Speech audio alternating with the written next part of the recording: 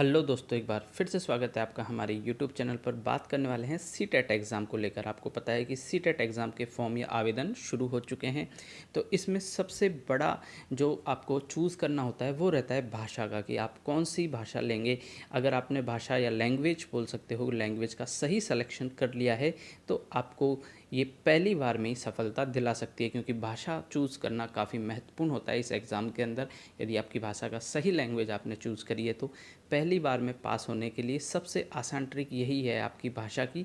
इस वीडियो में हम इसको बताने वाले हैं। तो आपने यदि आवेदन नहीं किया है और कर भी दिया है तो भी आप इसको देख लीजिए, क्योंकि अभी आपको चेंज करने का भी टाइम मिलेगा। यदि आपने गलत तरीके से चेंज अप्लाई किया है तो आप उसको सही ज़रूर करिएगा, क्योंकि फर्स्ट बार में यदि आपको पास होना है तो काफ़ी आसान रहता है ये भाषा का सिलेक्शन। 100% सफलता मिलती है इस बारे के हम आपको बता देते हैं। तो वीडियो को लास्ट तक जरूर देखिएगा। वीडियो पसंद आए तो लाइक और शेयर करना ना भूलिएगा। यदि अभी तक आपने हमारे यूट्यूब चैनल को सब्सक्राइब नहीं किया है तो प्लीज़ चैनल को जरूर सब्सक्राइब करिएगा। चलिए देखते हैं कि भाषा का क्या रहता है। देखो, आपको भाषा लेनी होती है इसमें लैंग्वेज फर्स्ट और लैंग्वेज सेकंड, दो लैंग्वेज इसमें चूज करनी होती है। अब लैंग्वेज फर्स्ट के अंदर भी वो सभी होती हैं, हिंदी होती है, इंग्लिश होती है, संस्कृत होती है और उर्दू, पंजाबी वगैरह जो आपके लैंग्वेज हैं अलग अलग वो सभी होती हैं। भाषा सेकंड के अंदर भी यही होती हैं, हिंदी, अंग्रेजी, संस्कृत, उर्दू, पंजाबी, ये सब होती हैं।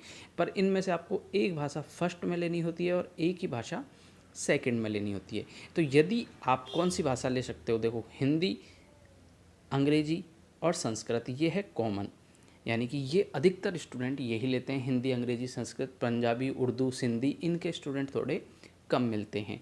तो यदि आप हिंदी, संस्कृत और अंग्रेजी में से लेना चाहते हो तो सबसे बढ़िया ऑप्शन क्या रहता है, भाषा फर्स्ट में। भाषा फर्स्ट में आपको लेनी चाहिए हिंदी।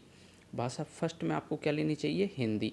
काफ़ी आसान हो जाता है पेपर सॉल्व करना। ये 30 नंबर के हिंदी के क्वेश्चन आते हैं, 30 नंबर के सेकंड लैंग्वेज के क्वेश्चन आएंगे, तो वो काफ़ी कवर कर लेता है आपके जो 90 मार्क्स आते हैं उनके लिए। तो फर्स्ट आपको लैंग्वेज कौन सी लेनी है, हिंदी। फर्स्ट लैंग्वेज हिंदी लेनी है।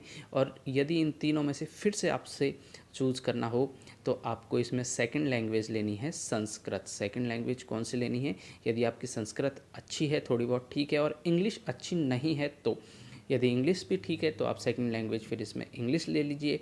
अब इसमें कॉमन क्या रहता है, हिंदी और संस्कृत। इसकी देखो संधि वगैरह कॉमन हो जाती हैं, इसके टीचिंग मेथड होते हैं वो कॉमन हो जाते हैं हिंदी और संस्कृत के।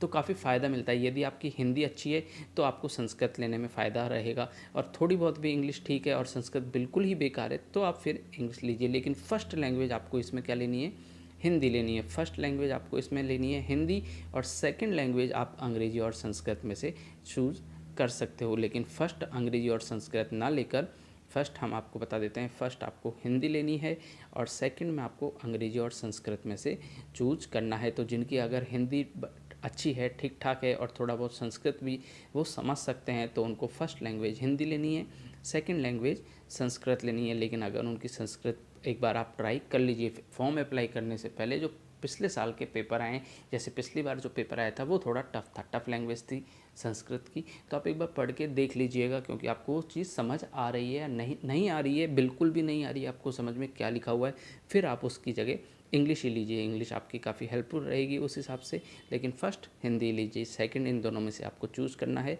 जो भी आप ले सकते हो। इसके अलावा सीटेट एग्ज़ाम के अंदर आपको कोई भी प्रॉब्लम आ रही है, फॉर्म अप्लाई करने से आ रही है, सिलेबस के अकॉर्डिंग आ रही है, किस तरीके से पढ़ना चाहिए, आप हमें हमारे वीडियो के नीचे, इसी वीडियो के नीचे कमेंट कीजिएगा।